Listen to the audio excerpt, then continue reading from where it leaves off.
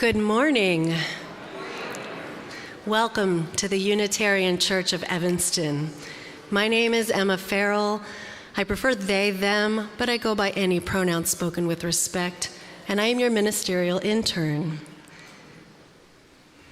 I'm here this morning with our assistant minister, Reverend Susan Francis, leading worship today, and it is a joy to be together again. Whether this is your spiritual home or you're newly discovering this community, we're grateful to share this time together. We strive to be an inclusive and welcoming community, seeking truth in love and nurturing the human spirit for a world made whole. We are guided by our principles and values, which remind us in every moment and through every challenge that each of us is worthy of love and that we are all connected through the vast and beautiful web of existence. We come together to remember our kinship with one another and to hold one another in heart and mind with tenderness and careful attention, and to dedicate ourselves more fully to living our shared values. People of all ages are welcome and an important part of our faith community. We are blessed to have the children in the sanctuary for the first half of every service, and the entire service is for all ages about once a month. The nest in the front is our designated area for families with young children, where we have quiet fidget toys and activities and a kid-friendly order of service. And nursery care is available in room 11 every Sunday. As part of being a welcoming and inclusive community, we have some information posted on the screen that will help orient you to UCE and the service. This morning I have one announcement. Today is our Ornament Sunday and potluck. Yeah, I'm excited too. Our tree is up, and there will be craft tables set up after the service to make a variety of ornaments for the tree. Please stop by also the prison ministry team's table in the back to write cards to those you use who are in prison over the winter holidays. And now, let us settle into our shared time of reflection, celebration, and inspiration. As we begin our worship service, those joining us online are invited to gather your chalice as we join in beloved community. Welcome to worship.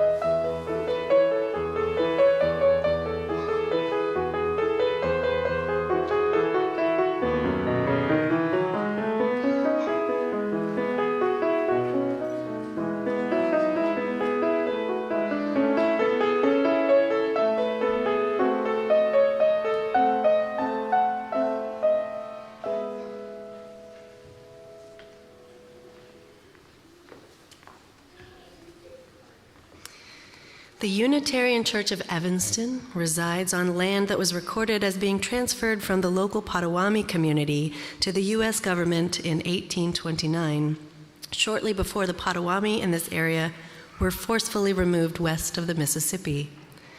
This land was then sold to white settlers. We remember the ancestors of contemporary African Americans, the individuals, families, and networks of Black people who built up our country's culture and economy, a role forced on them originally by enslavement. We acknowledge the intentional violence that landed on North American shores in 1619 has continued throughout the generations and remains a reality today. These acknowledgments are one small effort toward building long-term solidarity with contemporary communities. We commit ourselves to take what we learn here today and incorporate it into our lives and turn our thoughts into actions. Please join in our words of shared commitment. We name these realities with honor for the ancestors, respect for our descendants, and gratitude for the land we use as sacred space. Before we light our chalice this morning, we will light the 7 candles representing our UU values to honor the last day of Chalaka, a contemporary UU winter holiday.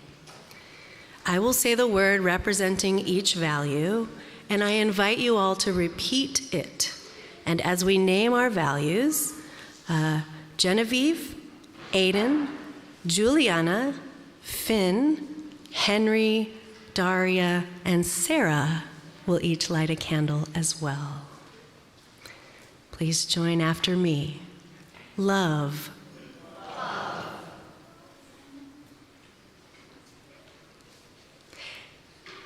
Interdependence.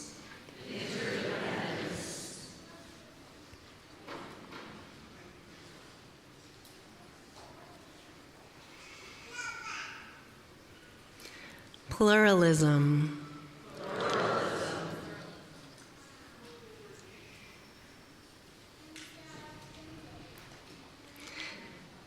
Justice.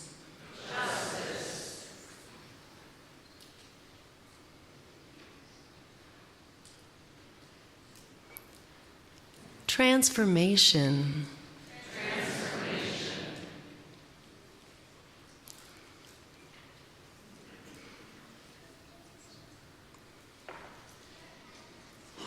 Generosity.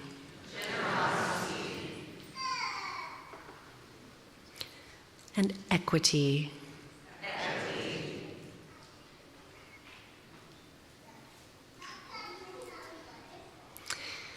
Bex Blackmore brought the chancel flowers this morning in honor of their birthday, which is today.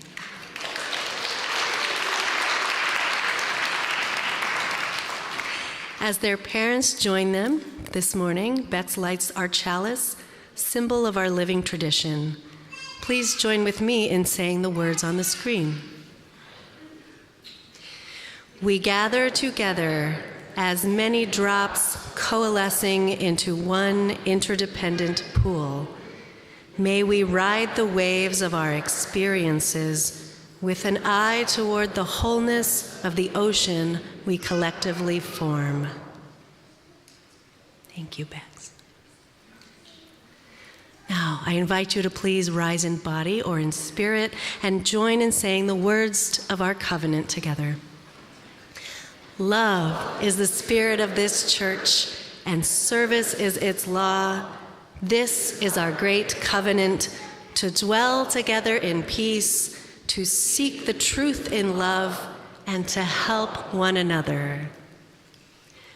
Before our opening hymn, I invite those joining online to greet each other in the chat, and those gathered in the sanctuary to turn to one another briefly to say good morning, trying to greet someone who is new to you.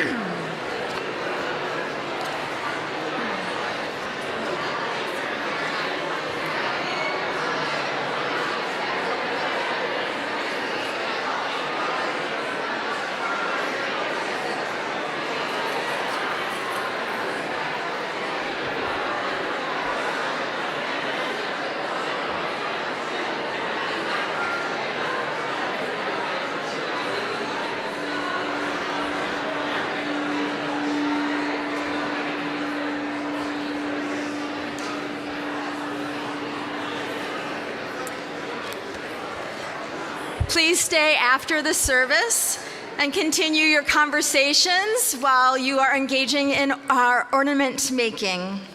If you are new to UCE, please stop by the welcome table at the back. It has a red tablecloth, and Maggie is there to greet you this morning. Let's keep, Maggie's waving. Let's keep creating relationships among us, long time and brand new. Please remain risen as we sing our opening hymn, 1009, which is Meditation on Breathing. We're going to sing this through. It's going to be 5 times. And I want you to keep your gaze soft and to feel the people gathered here with you together, to hear the different melody and drone and descant, and you're invited to join in as you become comfortable. Kylie is going to start with our melody, and we'll sing that through. It feels like we sing everything twice because there's a repeat. So Kylie will sing, and then Emma will join in on the drone, and I'll lead us in the descant, and to just join in with whatever part feels good to you this morning.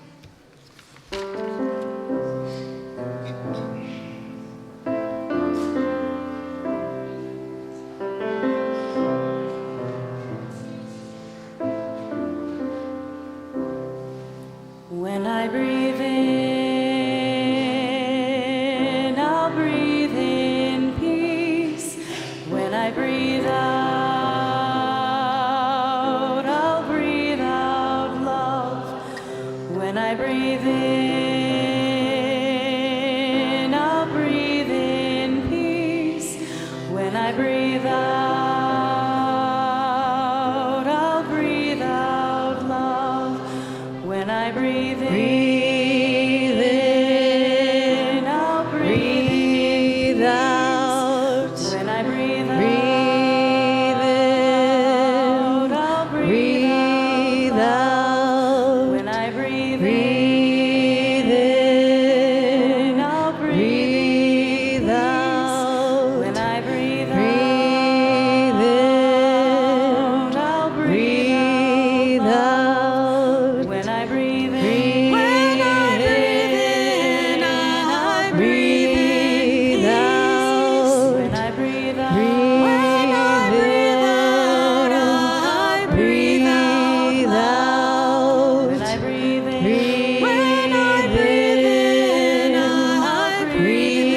breathe out. When I breathe out, I breathe out. When I breathe in, I breathe out. When I breathe out, I breathe out. When I breathe in, I breathe out. When I breathe out, I breathe out. When I breathe in, I breathe out. When I breathe out, I breathe out. When I breathe in, I breathe out. When I breathe out, I'll breathe out.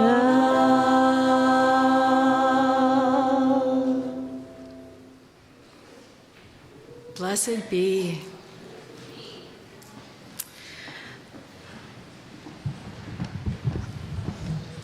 I may get emotional. It's my Sunday before my sabbatical, and I'm just so grateful for this community and for all of you.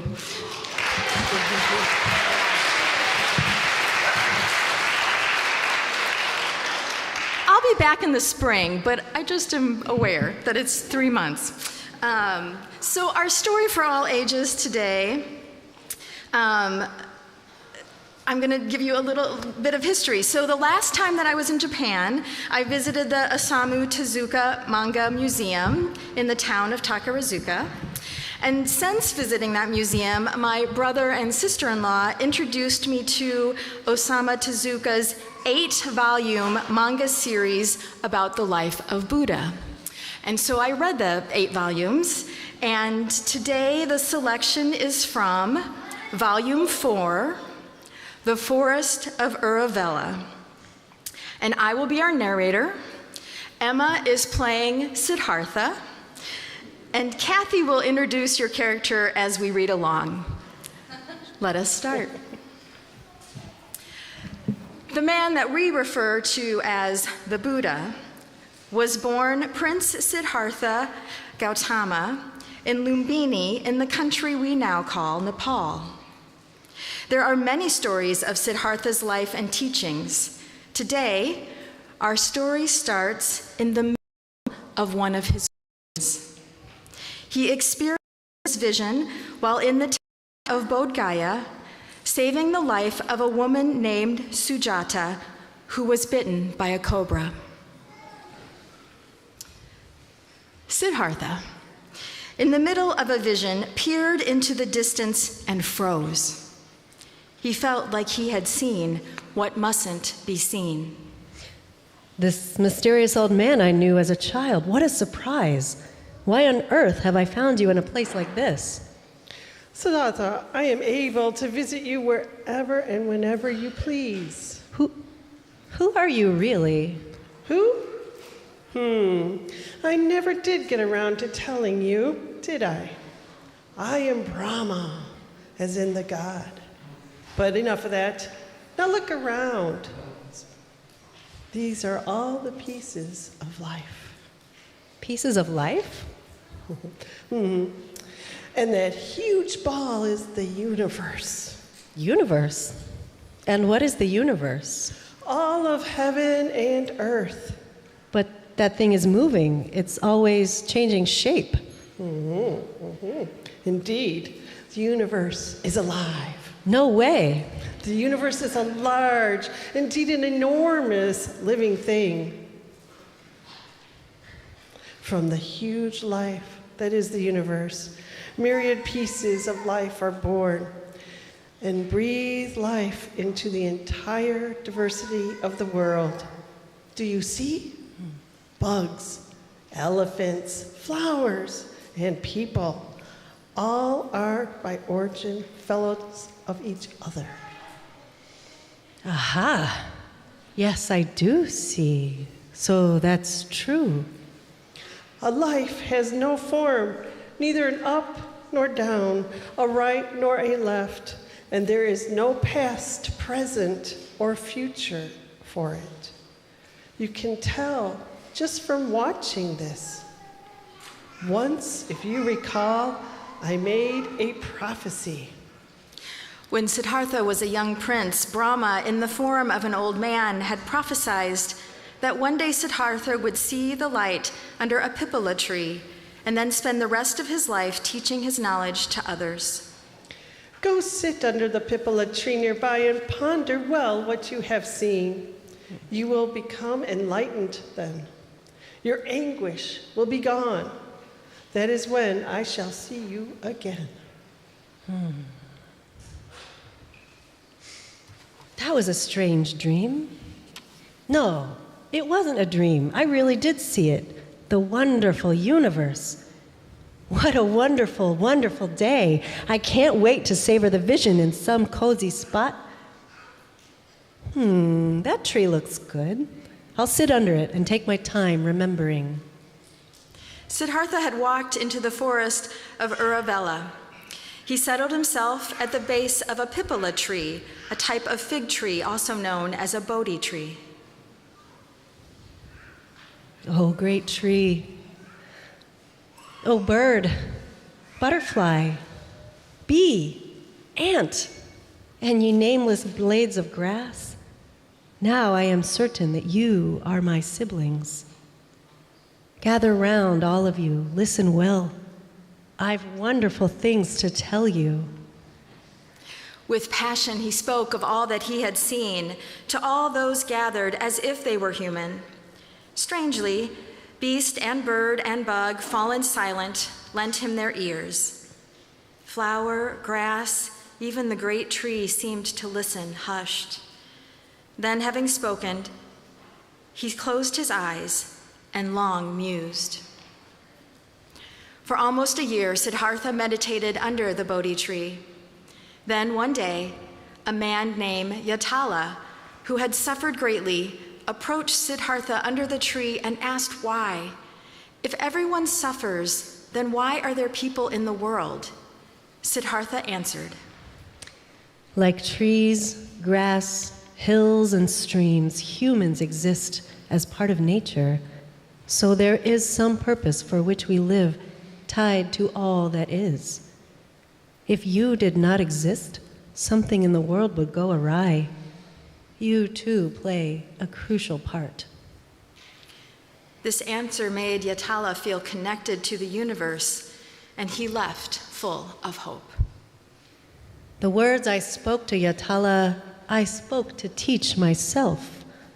Oh, the window of my soul is opening. Light, oh light, oh light, show me my way. With full comprehension of the meaning of these words, Siddhartha left the Bodhi tree. Congratulations, Siddhartha. You have achieved enlightenment. You are Brahma. I told you a long time ago that you would see the light under a Pippala tree one day. I also said you would teach your knowledge to others until your death. From now on, your name shall be Buddha. Let others call you this. And the Buddha left the forest of Uruvela to teach the path to enlightenment.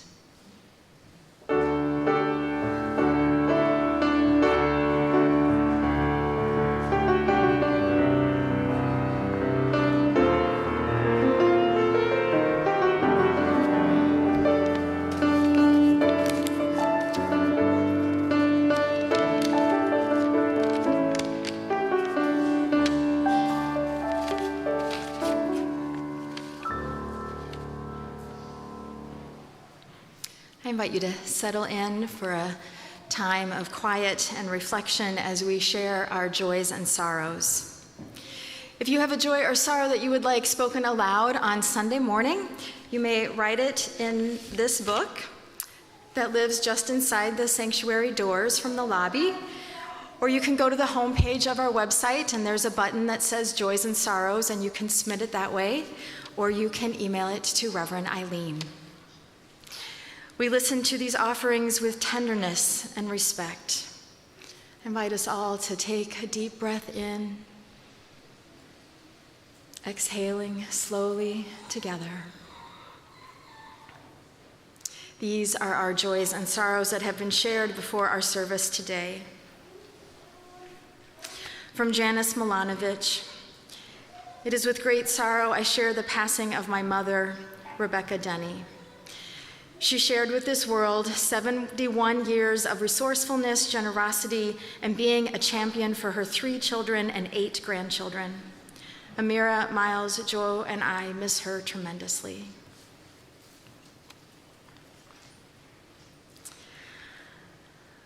We have a joy. Liz Kennedy is here with us this morning.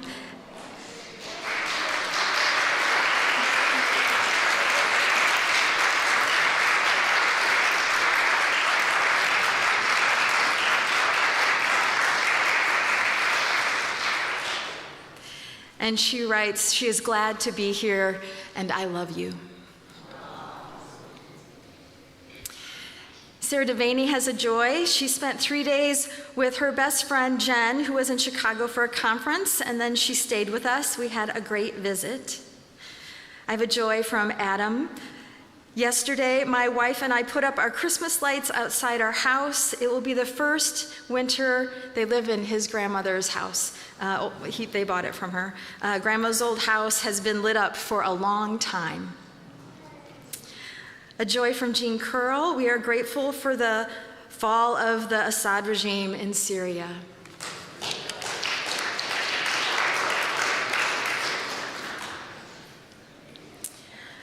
I have a joy from Gretchen Brewster. I had the good fortune of attending an improv presentation this week performed by members of the Priven Workshop at the Noyes Cultural Arts Center.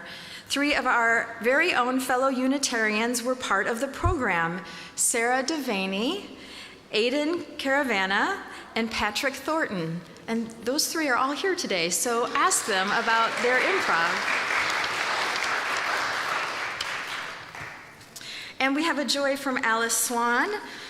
I am overwhelmed with gratitude by the outpouring of generosity from our congregation for Mitten Tree. We provided 240 gifts for 117 people from 4 organizations and our 2 asylum-seeking families that we support. It is a joy to organize this UCE holiday tradition, and I want to extend an enormous thank you to all the people who bought gifts, donated money, schlepped things up and down stairs, chased down last-minute items, wrapped gifts, and all the other small tasks that go into making Mitten Tree happen. So thank you to all of you, and thank you, Alice. Yeah. Thank you all.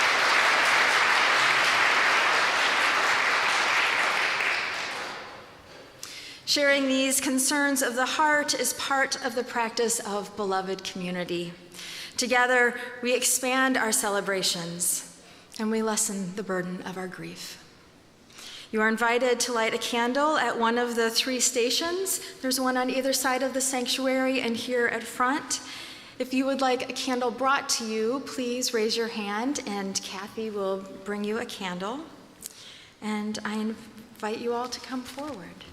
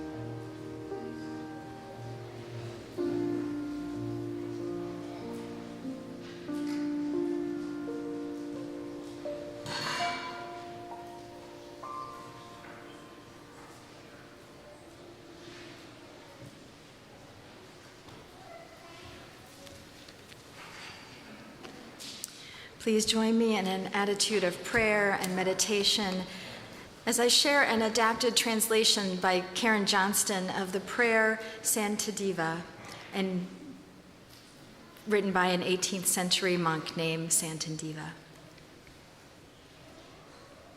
May I be a guard for those who need protection.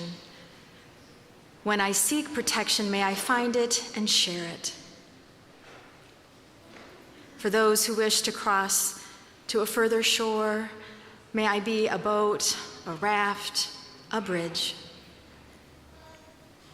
May I be open to the companionship of others as I make my way to places still before me. May I be a lamp in the darkness for all who seek it.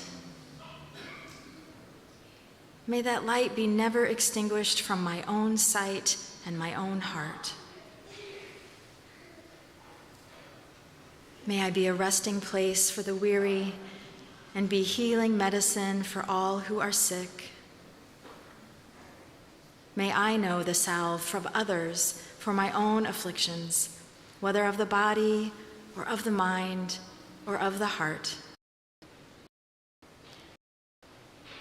Where others see scarcity, may I see a vase of plenty, a tree of miracles. As part of the boundless multitude of living beings, may I bring sustenance and awakening, freedom from sorrow, and may I delight in our common existence. Holding most tenderly those with broken hearts, and all those with other concerns weighing on them, let us sit together in a moment of stillness.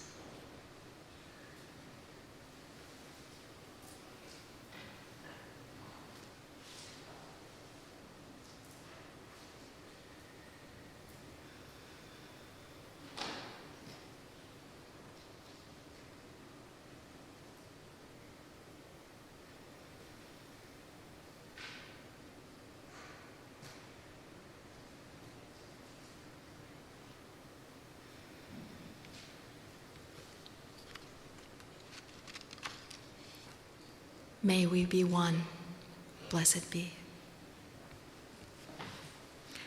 As we sing our response, our young people, preschool through 8th grade, are invited to head to their faith formation time with their adult leaders.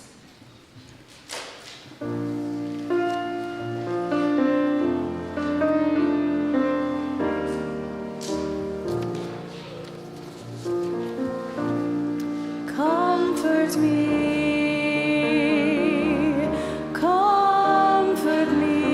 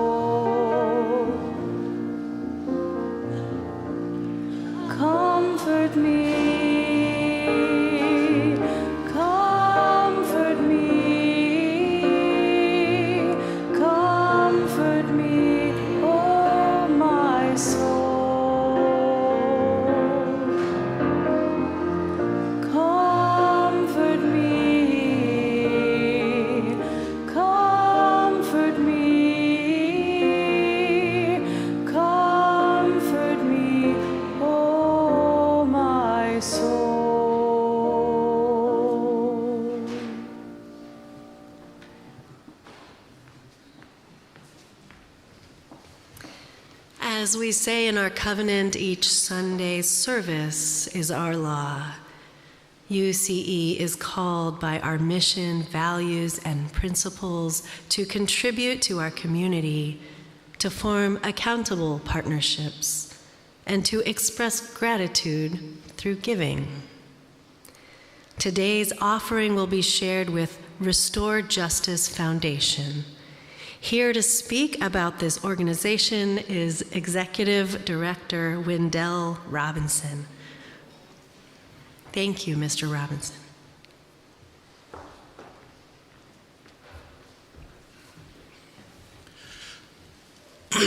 Good morning. Thank you, Unitarian Church, for just having such a warm and welcoming spirit. As soon as I came in, I felt the energy, so thank you for that.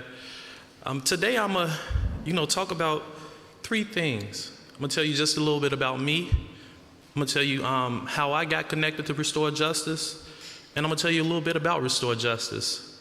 So, my name is Wendell Robinson. I am the Executive Director of Restore Justice Foundation. I'm system impacted. What does that mean? At Restore Justice, we are mindful of using people first language. So, at 17, I was charged and convicted and sentenced to life and to a mandatory life sentence, plus 35 years. And during my incarceration, I had the fortune of meeting this fantastic organization that I work for now.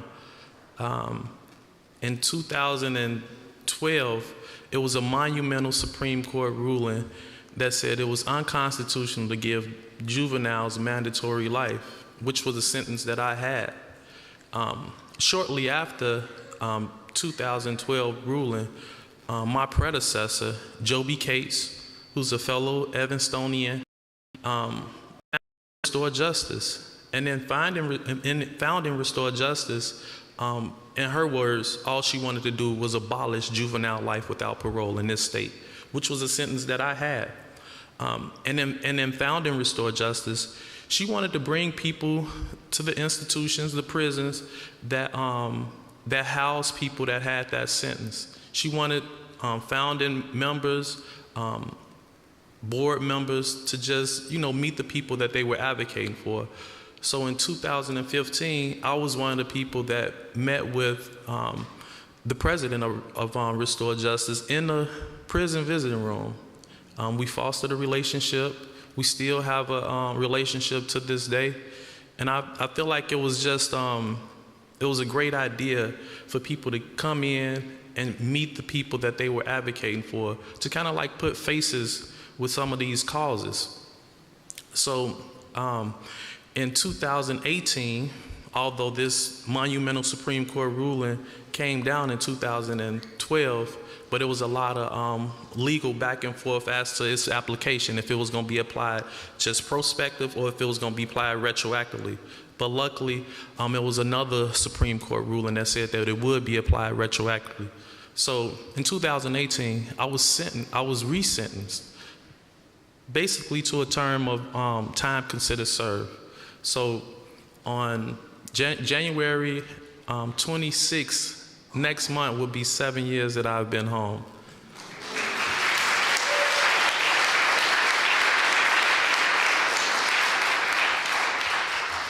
So by me having connections with Restore Justice, when I was on the inside, I came home in 2018, and I kind of had aspirations of just of driving trucks. That was a thing that I wanted to do. I did receive a CDL, and I drove over the road just a little bit. But by me having a background, it was really hard for me to get work. But I got in a position where I kind of went to my predecessor and kind of told her the position that I was in with the crappy truck, with this trucking company that I work for. I'm sorry. I told her about that situation, and she said she had an idea. She said that she was going to teach me everything that she knew about nonprofit, and kind of like brought me in and just like, I was under her tutelage. Unfortunately, maybe a year and a half ago, she fell ill with long COVID, and that's what put me in a position to lead this organization now. But what it is that Restore Justice does, Restore Justice is a statewide policy organization. We are an organization of advocates. We advocate for fairness, we advocate for compassion, we advocate for humanity throughout our criminal legal system, with a primary focus on people who received extreme sentences when they were children, kind of like me. And with us advocating for people who received extreme sentences, we work in like we have three different focus areas. One is sentencing reform, the other is jail and prison conditions, and the other two is jail and prison conditions. And we also work on, I'm sorry, I'm just a little nervous, bear with me. Yes, sentencing reform, pathways to release, and jail and prison conditions, I'm sorry. But our methods are, we believe in building relationships. We believe in not approaching our work as adversarial. We try and build relationships with other organizations, different state agencies, to see how it is that we can coexist in these spaces. And that's kind of like the gist of what it is that Restore Justice does on a statewide policy level. Like I say, we're an organization of advocates. We try and change the narrative. I personally, being someone who's system impacted, I try and be that example of what long-term incarceration can look like. With the right type of support, people can come home and do all of the right things. A lot of us were charged as children. We went away as children, but as adults, we have a different outlook. So once again, I thank you, Unitarian Church, for having me, and I can stick around just a little while if people want to take a deeper dive as to, some of the things that we do, or if you want to get involved with what Restore Justice does, I'll be here. So thank you again. Thanks for having me, and one more time, I must acknowledge just this warm and welcoming energy that I feel when I came into the church. So thank you.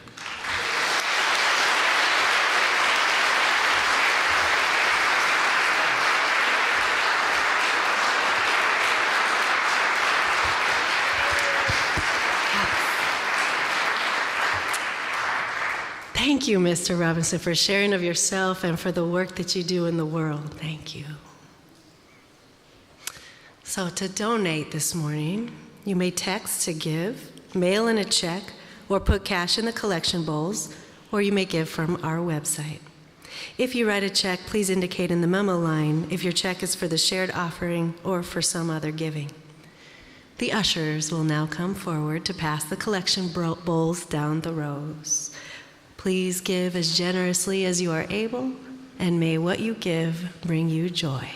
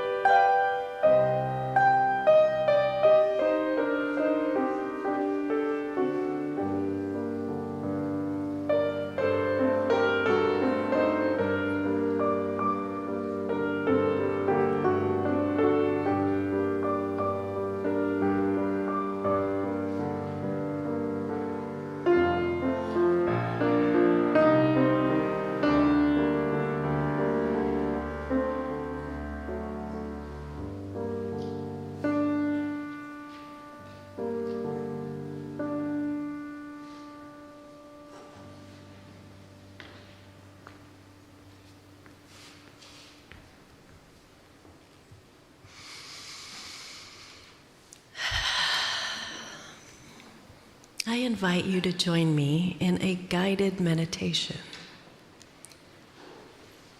First, let us situate ourselves in the here and now. This is where your power lays.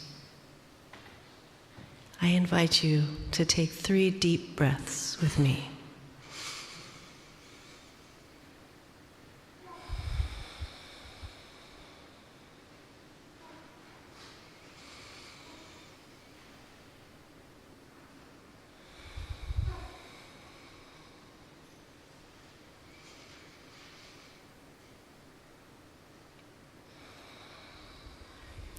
Let us notice the here and now, the sounds around you,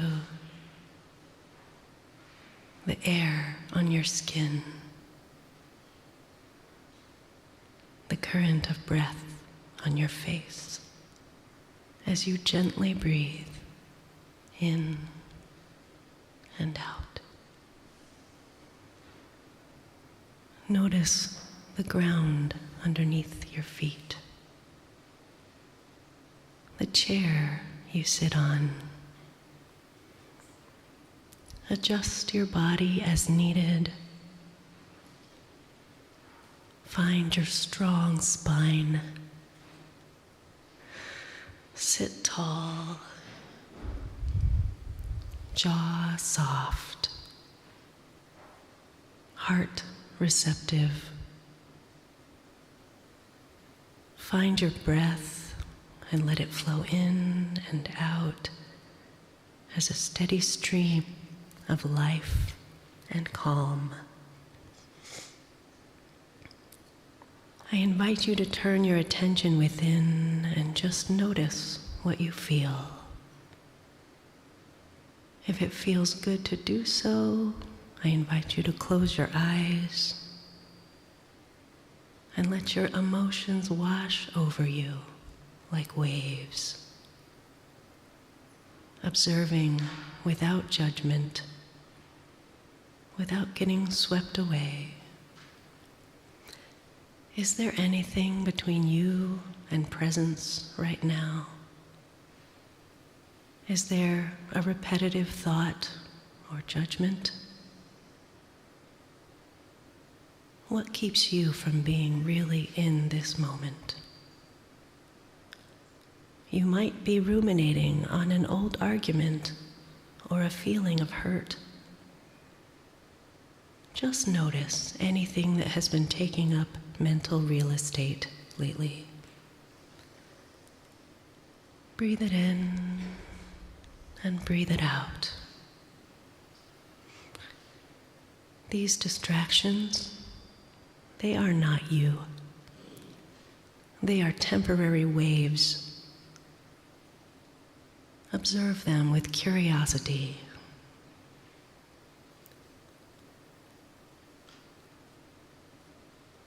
Now, if your emotions, your waves, your worries, your fears, challenges, if these are just waves on the surface, rising and falling, could you witness yourself at your depth, at your core, as an entire ocean? Can you connect to the equanimity of the ocean? The soothing quality and vastness is here within you. You can access this equanimity. Observe the waves from the perspective of becoming the ocean. I invite you to take a full breath in this awareness of what is. To be resilient is to be the ocean, a vast expansiveness. Let us breathe here for a moment, witnessing the waves of our emotions, but being the ocean.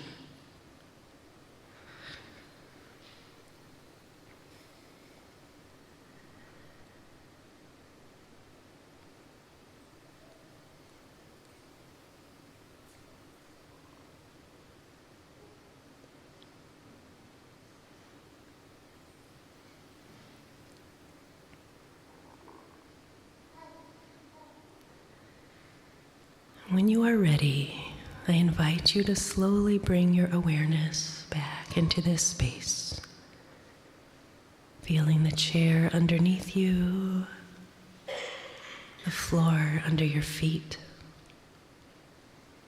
the sounds in the room. When it feels good, I invite you to open your eyes and take another deep breath in and out, bringing your resilience and receptivity into this space. May you carry it with you through your day.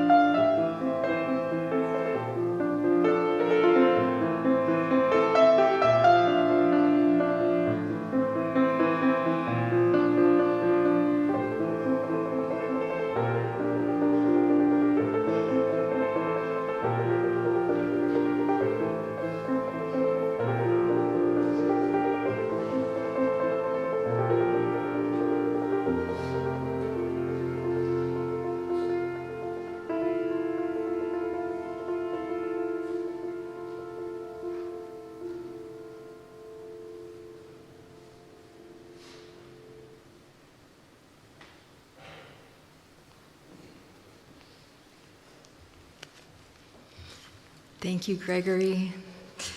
Thank you, Emma.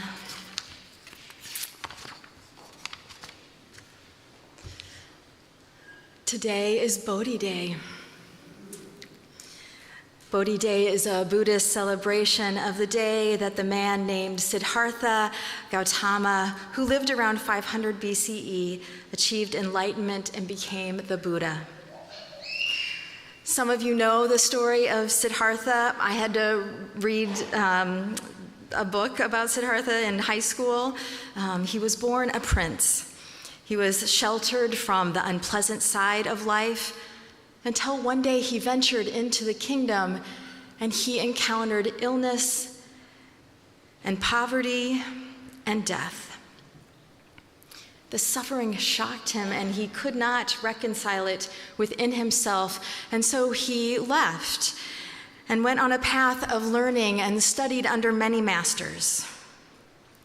There are numerous and varied stories of what happened to him during these years of study, but all stories lead to him deciding to meditate while sitting under the Pippala tree or the Bodhi tree. The stories of the length of his meditation also vary from 7 days to 49 years. Most stories say that on the morning of the 8th day of the 12th month, Siddhartha awoke from his meditation, and this is what we celebrate as Bodhi Day. December 8th, today, the 8th day of the 12th month of the solar-based calendar. And so Japan and many Western countries annually celebrate Bodhi Day on December 8th. However, when Siddhartha was alive, his time was based on a lunar calendar. So many countries celebrate a religious Bodhi Day holiday based on the lunar calendar, which means that the date changes from year to year. And so the next Bodhi Day, by that method, will be January 7th of 2025. On Bodhi Day, when we celebrate when Siddhartha awoke, he had achieved enlightenment.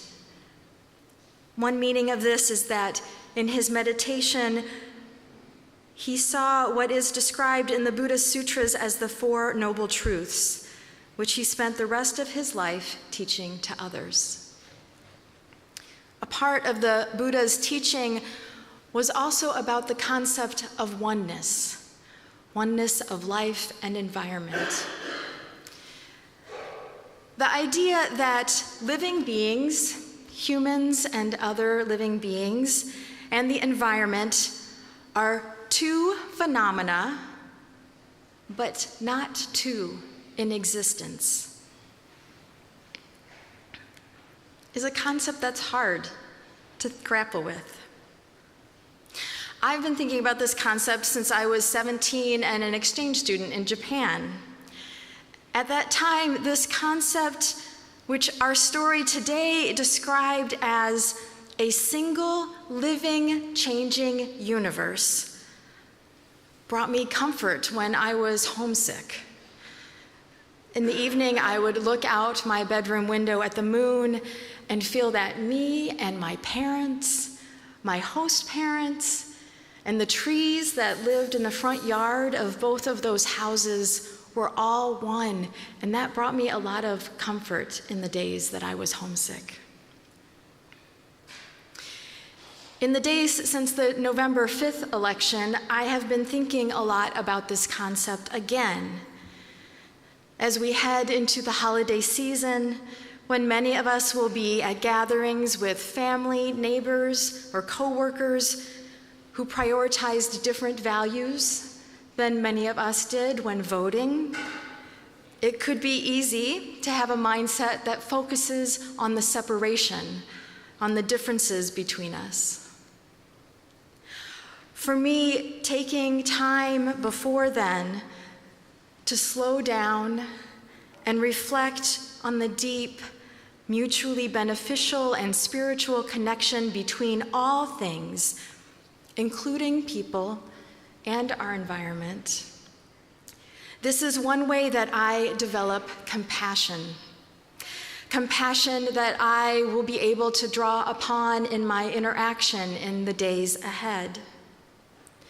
When I am grounded in what I will call a feeling of oneness with others, with nature, then I am able to engage in a way that still holds people accountable for their actions, holds them accountable for their words, holds them accountable for how they interact with us and with others.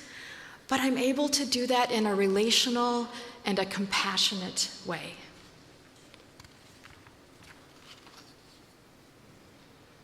I often lose touch with this feeling of oneness, with the concept of oneness. And so holidays like Bodhi Day are a gift, a reminder to come back to the teachings of the Buddha about how those teachings can influence our everyday thoughts and our everyday actions. I looked up ways to celebrate Bodhi Day, and so I invite you later today to celebrate in one of these ways. Make time to pray or meditate.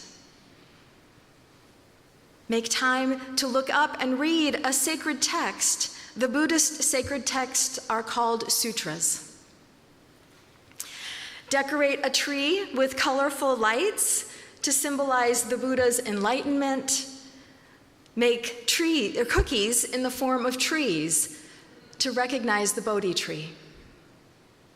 Or engage in an act of kindness or generosity. Many of you know that Tuesday is the start of my 3-month sabbatical. I will be exploring meditation within 3 different faith traditions. I will be meditating with a Christian community, I'll be meditating with a Hindu community, and I'll be meditating with a Buddhist community. So it feels fortuitous when the calendar came out for planning worship for me to be here today to celebrate with you the culmination of the Buddha's meditation. It is an appropriate start to my sabbatical time with meditation as my focus. I wish for you this winter a time to reflect on the deep connection that ties each one of us to each other in this community, to our loved ones, to our neighbors, and even to the strangers we encounter. I wish for you a time of rest so that you have the energy for whatever is coming next in our families, in our congregation, in our country, and in our world. And I wish for you good health and happiness until we meet again. I love you all. Blessed be.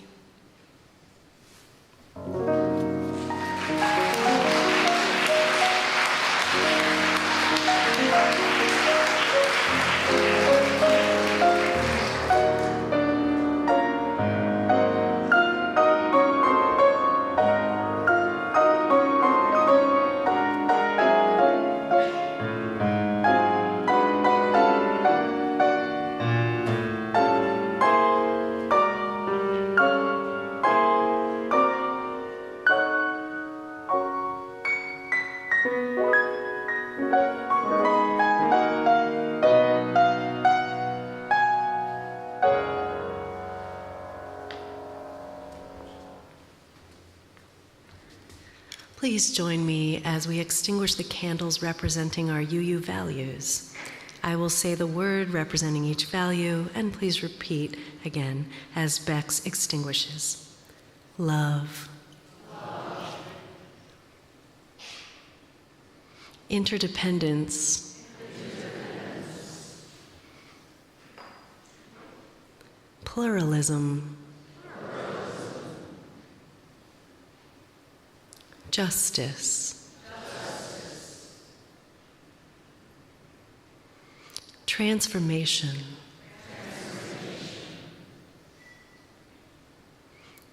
Generosity. Equity.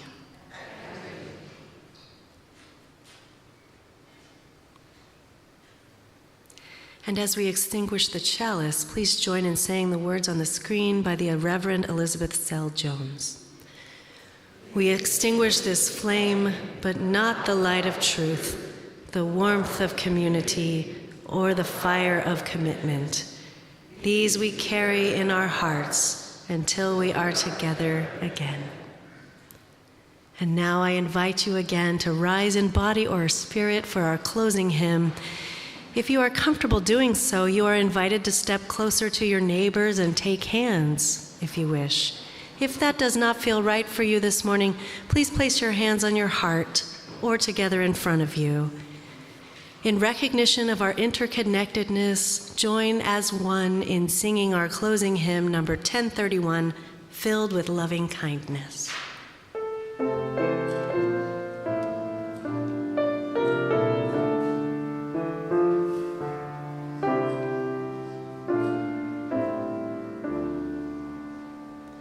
May I be filled with loving kindness. May I be well. May I be filled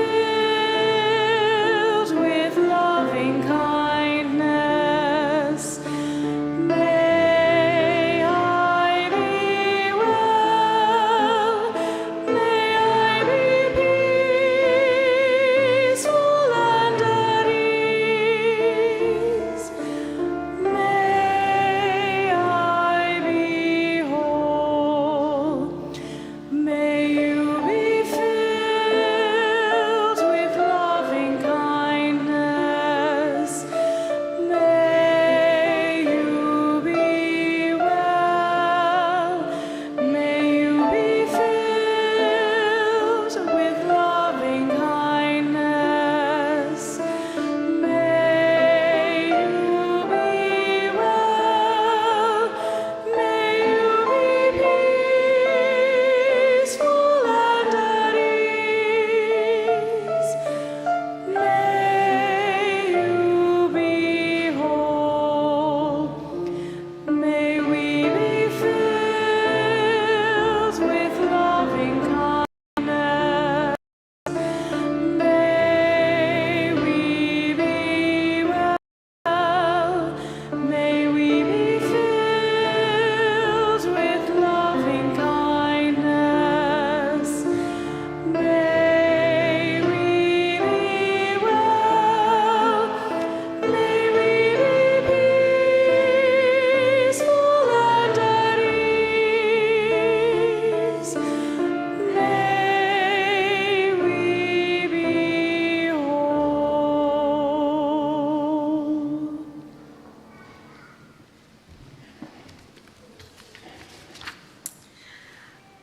I invite you to stay risen. Go forth remembering that there is a oneness that connects us all. Make time to breathe and feel that connection when life gets difficult. Make time to breathe and share your joy when life is a blessing. Go forth knowing that I will miss you over the next 3 months and I will see you in the spring. Blessed be.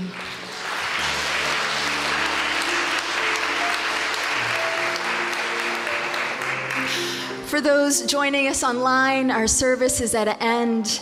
For those here in the sanctuary, it is time for Ornament Sunday. We need assistance over by the kitchen storage room to pull out 8 rectangular and 7 round tables and put chairs around them. As you're getting food, I invite you to let folks with mobility issues or young children filter to the front of the line. Blessings.